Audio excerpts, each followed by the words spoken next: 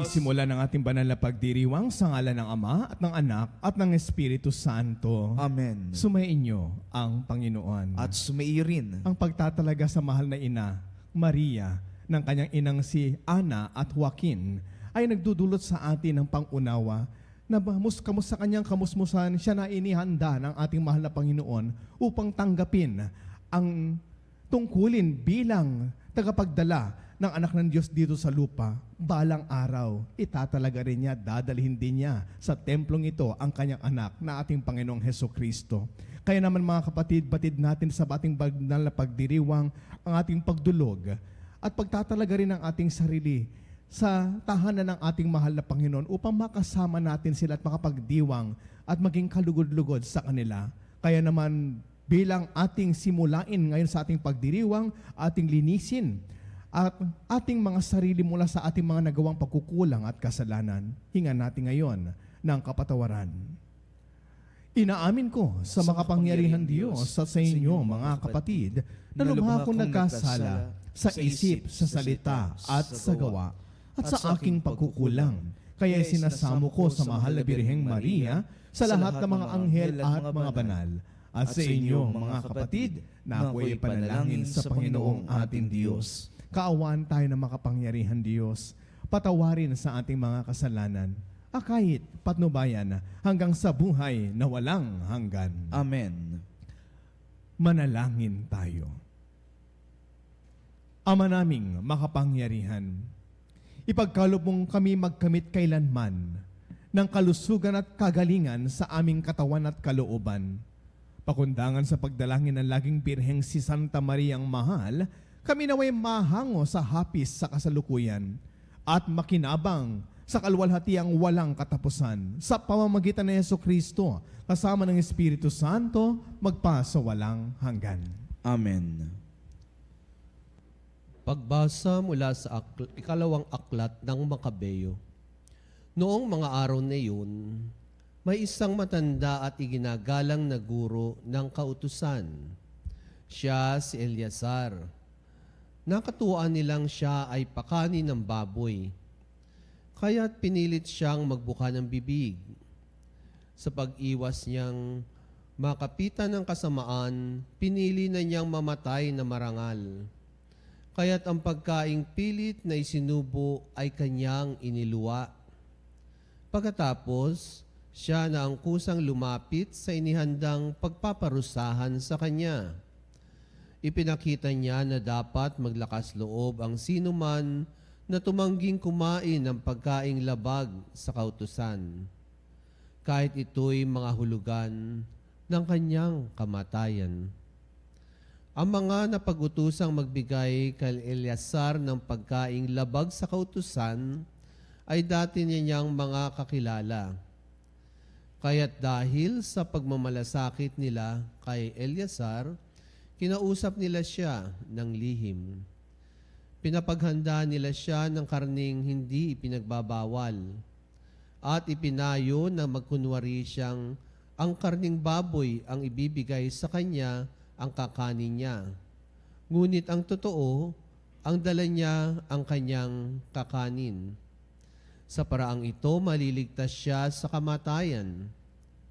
Subalit, ang kagandahang loob na ito ay magalang niyang tinanggihan. Buo na ang kanyang pasya. Matanda na siya at maputi na ang kanyang buhok. Naalaala niyang sa pagkabatay, naging tapat siya sa kautusan ng Diyos. Kaya't sumagot siya, "Patayin na ninyo ako ngayon. Sa gulang kong ito'y hindi na dapat magkunwari pa. Ano na lang ang sasabihin ng mga kabataan kung hindi ako mananatiling tapat?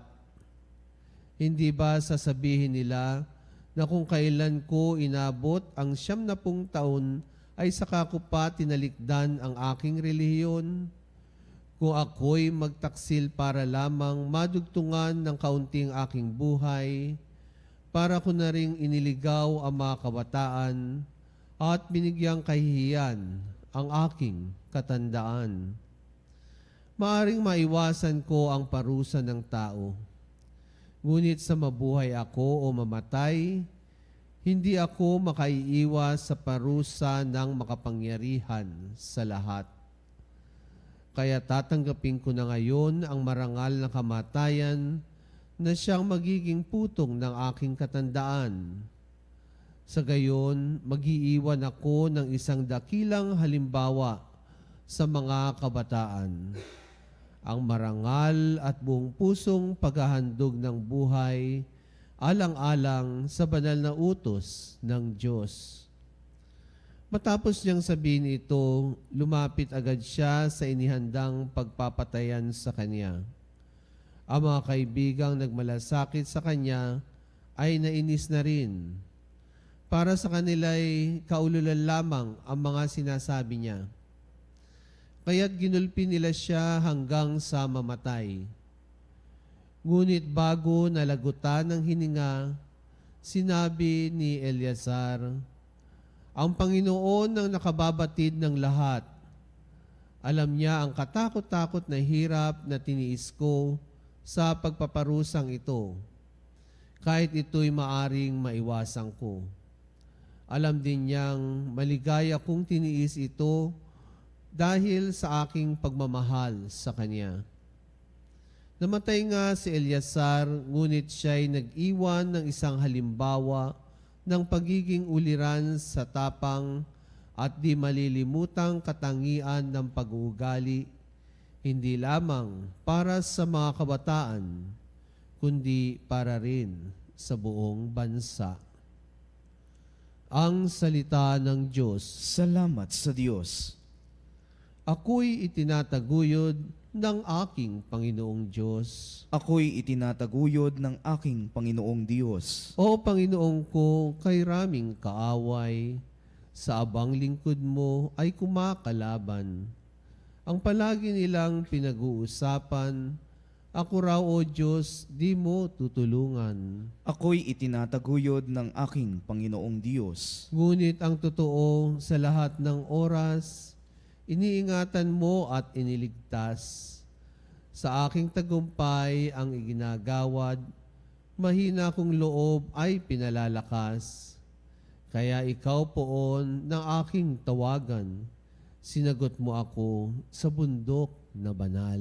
Ako'y itinataguyod ng aking Panginoong Diyos. Ako ay humimlay, agad nakatulog. Ligtas na nagising ang iyong kinupkop. Libo mang kaaway, wala akong takot. Humanay man sila sa aking palibot. Halika, O Diyos, iligtas mo ako. Lahat kong kaaway ay pasukuin mo. Ako'y itinataguyod ng aking Panginoong Diyos.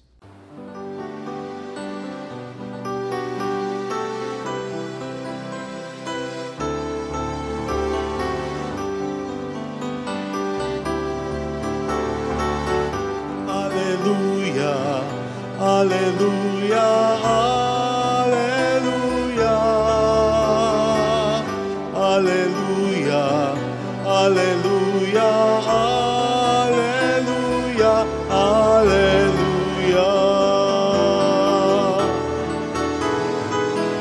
alleluia, alleluia, alleluia, alleluia,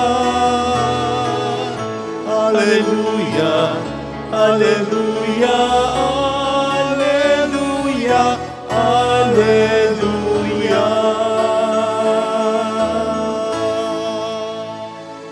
Sumainyo ang Panginoon. At sumairin Ang pagpapahayag sa mabuting balita ng ating Panginoon ayon kay San Lucas. papuri sa iyo, Panginoon.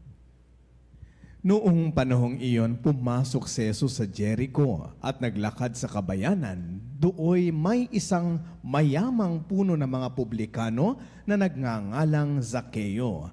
At pinagsikapan niyang makita si Jesus upang makilala kung sino ito. Ngunit siya'y napakapandak at dahil sa dami ng tao, hindi niya makita si Jesus.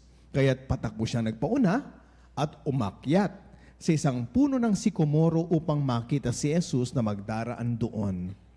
Pagdating ni Jesus sa dakong iyon, siya'y tumingala at sinabi sa kanya, Zakeo, bumaba ka kaagad sapagkat kailangan kong tumuloy ngayon sa bahay mo. Nagmamadali siyang bumaba at tuwang-tuwang tinanggap si Jesus. Lahat na nakakita nito ay nagbulong-bulungan. Nakikituloy siya sa isang makasalanan. Wika nila. Tumayo si Zaccheo at sinabi, Panginoon, ibibigay ko po sa mga dukha ang kalahati ng aking ari-arian. At kung ako'y may nadayang sinuman, 4 ibayo ang sasauli ko sa kanya. At sinabi sa kanya ni Jesus, ang kaligtas ay dumating ngayon sa sambahayang ito. Lipi rin ni Abraham ang taong ito sapagkat naparito ang anak ng tao upang hanapin at iligtas ang naligaw. Mga ginigiliw ko mga kapatid, mga minamahal ko mga kapanalig, ang mabuting balita ng ating kaligtasan. Pinupuri ka namin, Panginoong Heso Kristo. Ang kaligtasan ay dumating ngayon sa tahanan ni Zaccheo. At hindi lamang po yan mga kapatid, ang kaligtasan ay dumating din sa sanlibutan. Ngunit bago ang pagtugon ni Maria sa kanyang 14 na taong gulang, nang siya idalawin na Anghel Gabriel, batid natin ang kaligtasan noon ay inihanda na ang mahal na Birhen sa ating pagdiriwang ngayon ng paggunita natin ng pagdadala kay Maria ng kanyang mga magulang na si Ana at Joaquin sa templo ng Panginoon. Na sabihin na natin, ilan taon din after how many years, no? After 19 years, okay, no? Kasi nga, 14 years old po ang ating mahal na ina, pinaniniwalaan, no? So, 3 years old po kasi siya nung siya dalhin ni Ana at ni Joaquin sa templo. So, after how many years, mga kapatid, hindi natin akalain na siya naman ngayon na magdadala sa kanyang anak na si Jesus sa kanyang 8 taon, no? Dadalhin si Jesus, o 7 taon, no? Sa templo. Ano ibig sabihin nito mga kapatid? Ang pagdadala ni ni Ana at ni Joaquin kay Maria at later on ni Maria at ni Jose kay Kristo ay ang kanyang pagpamamanhik sa templo. No? Mayroon po tayong tinatawag na salita sa wikang Tagalog, manhik panaog. Diba? Yan yung propesiya, no? Ng ating mga huling mga panahon na ang dakilaan ng Diyos ay masasaksihan ng lahat sa pamamagitan ng pagbukas ng pintuan ng langit at panhik panaog ang mga anghel. Oh, di ba? Wow, kapatid, that is not only the greatness or the greatest scenario that awaits us, no? At ating ginugunita rin ngayon, mga kapatid, sa araw ito, ang napakagandang mensahe ng ating ebanghelyo sapagkat ang pangunahing katauhan sa ating ebanghelyo ay pumanhik din, no? Sa loob ng tahanan ni Zaccheo. At maging si Zaccheo, pumanhik din. Ang ginagamit kasi natin, mga kapatid, ang salitang panhik, no? Ito ay pag-akyat. Diba? Madalas ginagamit nga natin yan kapag merong mamamanhikan. O, diba? Napakagandang malinang po kasi ang ating wikang Tagalog o Filipino. No? Nagkaroon ng pamamanhik. Bakit? Unang-una, mga kapatid, bago pumanhik ang ating Panginoon sa tahanan ni Zaccheo, abay nauna na siyang tumakbo. Nagpauna siya. No? Nagpauna siya. Tumakbo siya at nagpauna at pumanhik. Umakyat sa isang puno ng sikomoro. Mga kapatid, sa katunayan mga kapatid, ito isa sa mga paborito kong ebanghelyo. No? Hindi dahil si Zaccheo ang pangunahing katauhan dito, no? Kanyang pagtatakbo kay Kristo. Kasi dito nakalarawan mga kapatid ang isang pagtatapat. Dito naramdaman, no? Nang itinaguri ang isang makasalanan ng kanyang pagtatapat ng kanyang saloobin. At dito rin natin nakita, mga kapatid, sa kanyang pamamanhik sa loob ng tahanan sa Zaccheo, ang saloobin din ng anak ng Diyos sa kanyang pagtingin sa tao. Nalikas pala sa atin, mga kapatid. Oo, likas sa atin. Inaamin natin yan.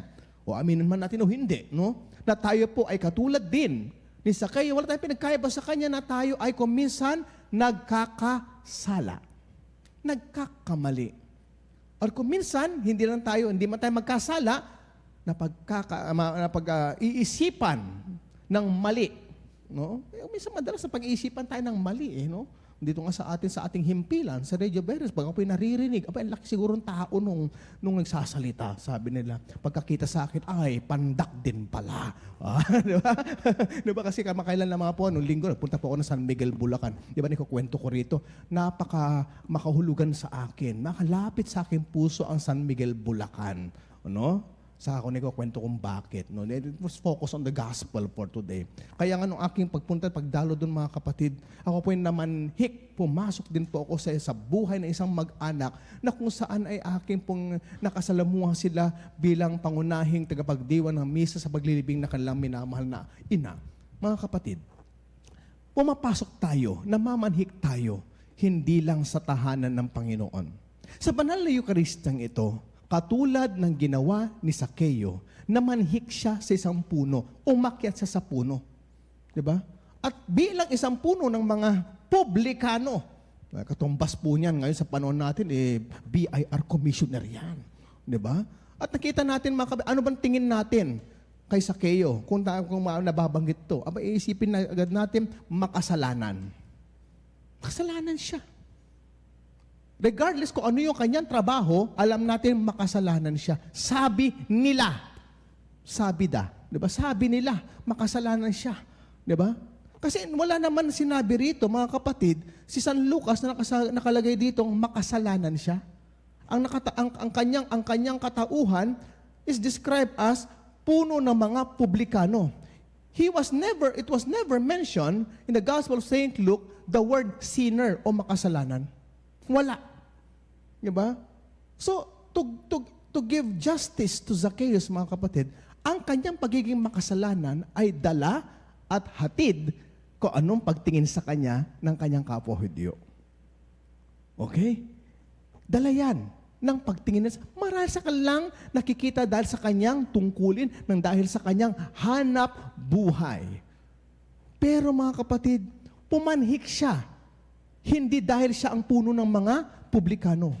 Pumanhik siya ng may kababaang loob. Ang kanyang pagpanhik ay nagdulot ng kanyang pagpanaog. Again, irony of ironies, no? Ang kanyang pag-akyat ay bunsod ng kanyang pagpapakakumbaba. Pagbaba ng kanyang sarili. Paano nangyari yun? Mga kapatid, pag si Yesu Cristo, ganun din ang ginawa niya. Nagpakumbaba muna siya at tiningala niya si Sakeo. At dahil dito mga kapatid, yun ang nagtampok kay Sakeo. Bakit? Nabigyan siya ng karangalan. Sakeo, bumaba ka kaagad dyan.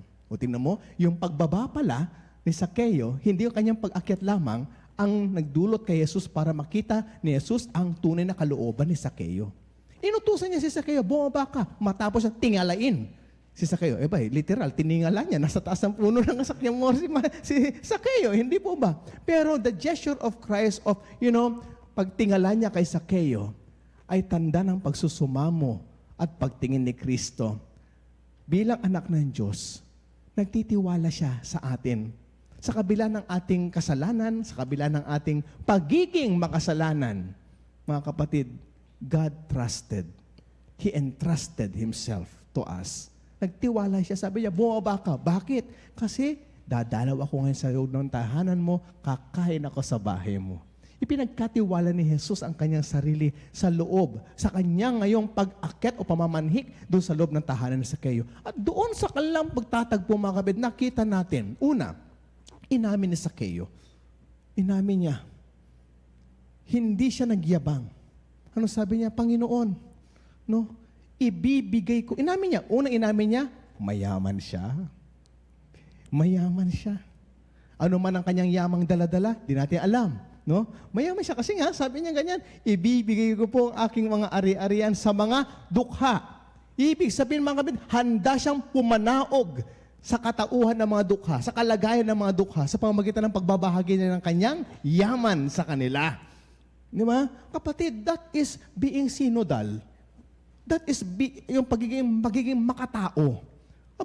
Tinaguri ang makasalanan, tinaguri ang korap ng lipunan. Handa palang pumanaog sa kalagayan ng mga maralita, mga mahihirap. Bakit? Kasi handa niyang ibigay kung ano man ang meron siya para ngayon ay maging kapantay niya ang mga mahihirap. Ibinigay niya ang kanyang sarili. Mababa na nga siya. Hindi nga siya pandak eh. Ang sabi doon, napakapandak. Aba mga kapatid, kung ako'y pandak, mas pandak pa pala si Zaccheo. Mas maliit pa pala. Kasi sabi niya, pinaka-highest degree yan eh. Kumbaga, pinaka. O diba mga kapatid, pag ipinaba natin ang ating sarili sa pinakamababang antas, abay Diyos na ang bahala mag-angat sa iyo. Ipapanhik ka niya. Ipapanhik ka niya sa kawabaang kalooban mo. At hindi lamang nagpumanaog si Zaccheo, ibinaba niya, ipinantay niya ang kanyang sarili sa kanyang kababaang loob. Nang sabihin niya, ibibigay ko sa mga dukhang aking ari-arian. At ito pa isa, inamin din niya. Naging pababa ang loob niya sa pagkasabi, at kung meron man akong nadayang sino man, Zacchaeus was so confident that he is also, there is righteousness in him. There is righteousness in him. Kasi sabi niya, at kung meron man akong nadayang sino man, hindi ito pagtanggi kung meron man siyang nagawang pagkakamali o pandaraya, sapagkat maging siya man, inamin niya, kung meron man akong nadayang sino man, 4 ni Ibayo ay sasauli sa kanya. Ibig sabihin, ang pagsasauli niya, kung meron siya nadayang sino man, mga kapatid, ay mas higit pa sa inaasahang pagbabalik ng pandaraya. Sobra-sobra. Ibig sabihin mga kapatid, si Zacchaeus is indeed a righteous person. Dala lamang ng panghusga kung minsan kung bakit itong si Zaccheo ay tinaguri ang makasalanan. It is a turn, a 180 degrees of turn mula sa kanyang pagtingin sa kanya ng mga tao, sa kanyang tunay na katauhan. Kaya nilagay niya, kanyang ipinanhik sa Panginoon ang kanyang damdamin. Ipinanhik sa Panginoon ang kanyang mababang kalooban, na sa kabila ng taas at antas ng kanyang katayuan at katatauhan sa lipunan, mga kapatid, ibinaba niya. Kung gusto mong makapanhik sa taas sa tahanan ng Ama, pumanaog ka muna. Bumaba ka, kapatid, katulad ni Zaccheo. Sapagkat ganyan din ang napakagandang halimbawa ni Jesucristo. Sa kabila ng siya ay anak ng Diyos, ano sinabi ni San Pablo? Minabuti niyang magkatawan tao. Minabuti niyang ibaba ang kanyang sarili. Kaya nga mga kapatid, pag sinasabi natin, manhik panaog, ang tema ng Panginoon ay, manaog ka muna bago ka pumanhik. Magpakababa ka muna bago ka umakyat. Ang tabang akyat ni Zaccheo sa sikupunan ng sikomoro, nauna man siya umakyat, pero bunsod lamang ito ng kanyang pagpapakababa ng kanyang sarili. Hindi ba ganyan din ang naganap sa ating ginugunita ngayong araw na ito? Ang pagpanhik na mahal na Birheng Maria, ang pagdadala sa kanya ni Ana at ni Joaquin sa templo ng Panginoon ay bunsod ng kanilang pagpapakababa. Inamin nila na kailangan nilang tahanan ng Diyos. Italaga ang Birhen na ito, ang musmus na ito. Dahil balang araw, isasalin din ng mahal na Birhen ng kanyang ipanhik din sa templo ng Panginoon ang kanyang anak, ang musmus na batang si Jesus. Again mga kapatid, manhik panaog ba o manaog panhik? Sa ngalan ng Ama, ng Anak, ng Espiritu Santo. Amen.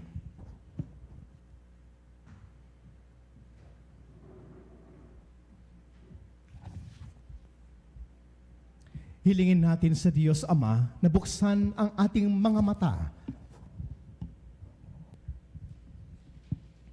at sa pagtatagpo ng Panginoon at ni Zaccheo, nakita natin na ang tunay na habag, ang pinakamatatag na pinagmumulan ng katarungan. Nananalangin tayo bilang mga makasalanan sa ngalan ng mga makasalanan. Ang ating mga panalangin naway magpahayag ng panatag na tiwala sa banal na awa ng Diyos. At sa bawat pagdalangin ng ating pong itutugon, banal na awa, basbasan mo kami. Banal na awa, basbasan mo kami. Ang simbahan, naway patuloy na tanggapin ang mga naghahangad ng kapatawaran at kapayapaan ng kalooban. Manalangin tayo sa Panginoon. Banal na awa, basbasan mo kami. Ang mga nagpapatakbo ng ating kalakalan at industriya, naway maging mapagbigay at makatarungan. Manalangin tayo sa Panginoon. Banal na awa, basbasan mo kami. Tayo naway maging handa sa pagsalubong sa Panginoon anumang oras siya dumating sa ating buhay, at hayaan siyang manahan sa ating mga puso. Manalangin tayo sa Panginoon. Banal na awa, basbasan mo kami. Ang mga may sakit, naway makita na bahagi ng nakapagliligtas na krus ni Kristo ang kanilang mga pagsubok at paghihirap. Manalangin tayo sa Panginoon. Banal na awa, basbasan mo kami. Ang mga yumao, naway gantimpalaan ng walang hanggang kaligayahan sa buhay na mundong darating. Manalangin tayo sa Panginoon. Banal na awa, basbasan mo kami. Ama naming Diyos, punuin mo ang aming mga puso ng iyong pag-ibig. Ipagkaloob mo sa amin ang iyong mapagligtas na tulong kapag kami ay magkasala at naway panatiliin mo kami sa iyong pagkalinga. Hinihiling namin ito sa pamamagitan ni Kristo na aming Panginoon. Amen. Amen.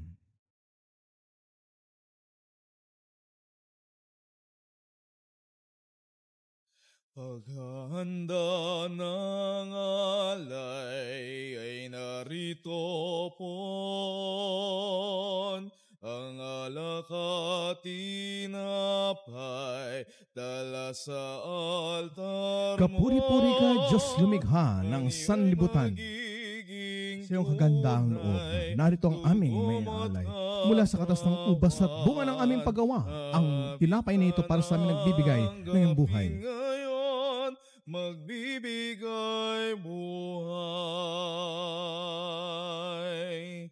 Paghahanda ng alay, ngayon ay sisimla. Kapuri-puri kay Diyos lumikha ng sanlibutan. Sa iyong kagandaang loob, narito ang aming may alay. Mula sa katas ng ubas at bunga ng aming paggawa, ang alak na ito para sa amin nagbibigay ng iyong espiritu. Ngayon magiging tunay, dugo mo't katawan.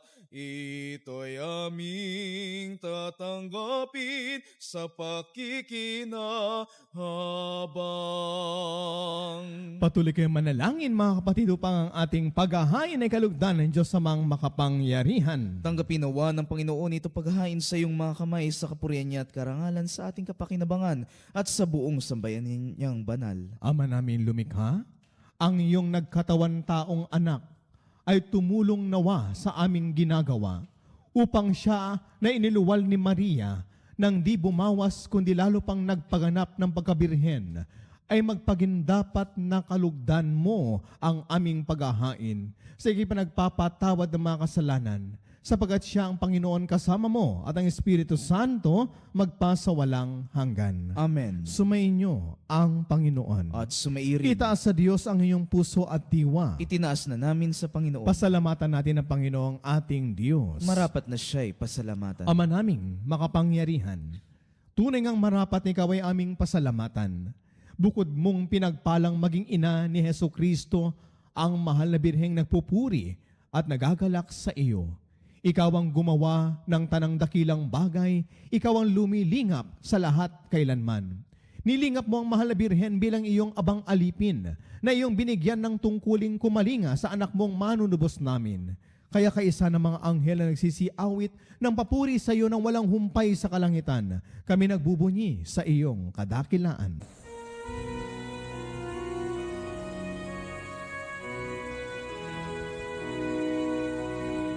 Santo, Santo, Santo, Panginoong Diyos ng mga hukbo, napupuno ang langit at lupa ng kadakilan mo.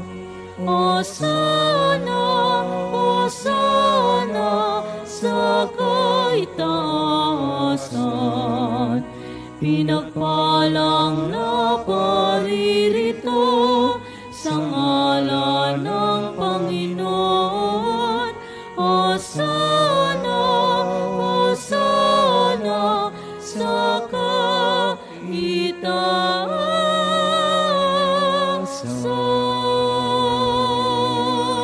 Ama naming banal, ikaw ang bukal ng tanang kabanalan, kaya't sa pamamagitan ng iyong Espiritu gawin mong banal ang mga kaloob na ito upang para sa amin maging katawan at dugo ng aming Panginoong Hesukristo. Bago niya pinagtiis ang kusang loob na maging handog, hinawakan niya ang tinapay. Pinasalamatan kanya, pinaghati-hati niya iyon. Iniabot sa kanyang mga alagad at sinabi, tanggapin ninyong lahat ito at kanin. Ito ang aking katawan na ihahandog para sa inyo.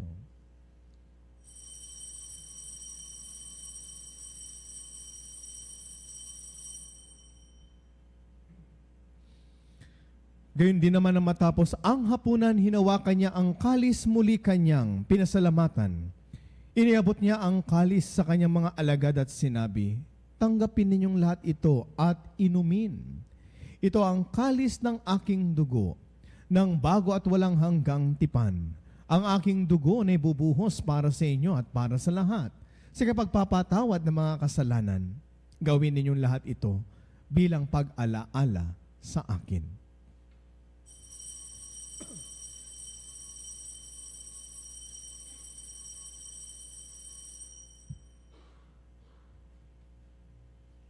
Ipagbunyi natin ngayon ang misteryo ng ating pananampalataya. Aming ipinahayag Na namatay ang iyong anak, nabuhay bilang Mesiyas, at magbabalik sa wakas para mayag sa lahat. Ama, ginagawa namin ngayon ang pag-alaala sa pagkamatay at muling pagkabuhay ng iyong anak. Kaya't iniaali namin sa iyo ang tinapay na nagbibigay buhay at ang kalis na nagkakaloob ng kaligtasan. Kami nagpapasalamat dahil kami iyong minarapat na tumayo sa harap mo para maglingkod sa iyo. Isinasamo namin kaming magsasalo-salo sa katawan at dugo ni Kristo ay mabuklod sa pagkakaisa sa pamamagitan ng Espiritu Santo. Alalahanin mo rin, mga kapatid naming nahimlay, nang may pag-asang sila'y muling mabubuhay, gayon din ang lahat ng mga pumanaw. Kaawaan mo sila at patuloyin sa iyong kaliwanagan. Kaawaan mo at pagindapatin kaming lahat na makasalo sa iyong buhay na walang wakas. Kaisa ng mahal na Birheng Maria na ina ng Diyos, kaisa ng kanyang kabiyak sa puso na si San Jose, kaisa ng mga apostol at ang lahat ng mga banal na namuhay dito sa daigdig ng kalugod-lugod sa iyo. May pagdiwang nawa namin ang pagpupuri sa ikararangal mo sa pamamagitan ng iyong anak na aming Panginoong Heso Kristo.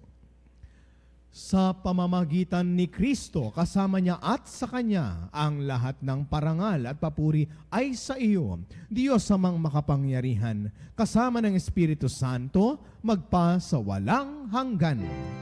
Amen, amen, amen, amen. At sa tagubilin na nakagagaling na utos at turo ni Jesus na Panginoon natin at Diyos, ipahayag po natin ng may lakas ng loob.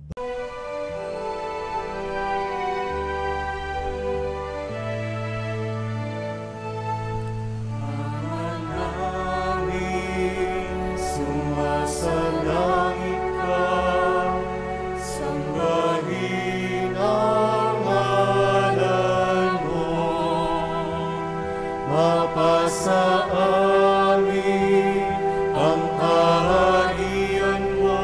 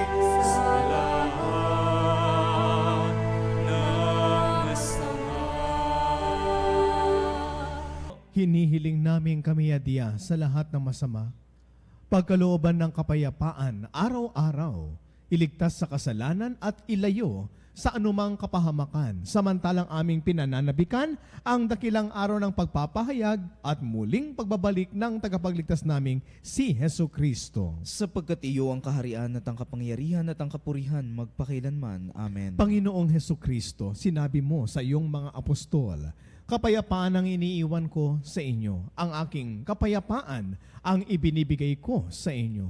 Tunghayan mo ang aming pananampalataya at huwag ang paulit-ulit naming pagkakasala. At pagkalooban mo kami ng kapayapaan at pagkakaisa, maging ang pagmamahalan na ayon sa iyong kalooban, kasama ng Espiritu Santo, magpasawalang hanggan. Amen. Ang kapayapaan at pagmamahal ng Panginoon, lagi nawang sumainyo. At sumaiyo rin. Mga kapatid, magbahagi na po tayo ng kapayapaan at pagmamahal sa bawat isa. Kapayapaan po sa inyo lahat, mga kapanalig.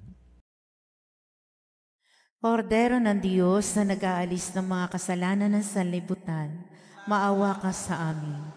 Kordero ng Diyos na nag-aalis ng mga kasalanan ng sanlibutan, maawa ka sa amin.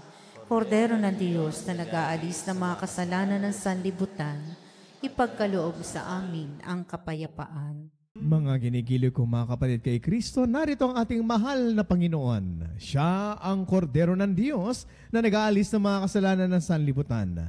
Mapapalad po tayong lahat na nakikibahagi ngayon sa kanyang banal na piging. Panginoon, hindi ako karapat-dapat na magpatuloy sa iyo, ngunit sa isang salita mo lamang ay gagaling na ako.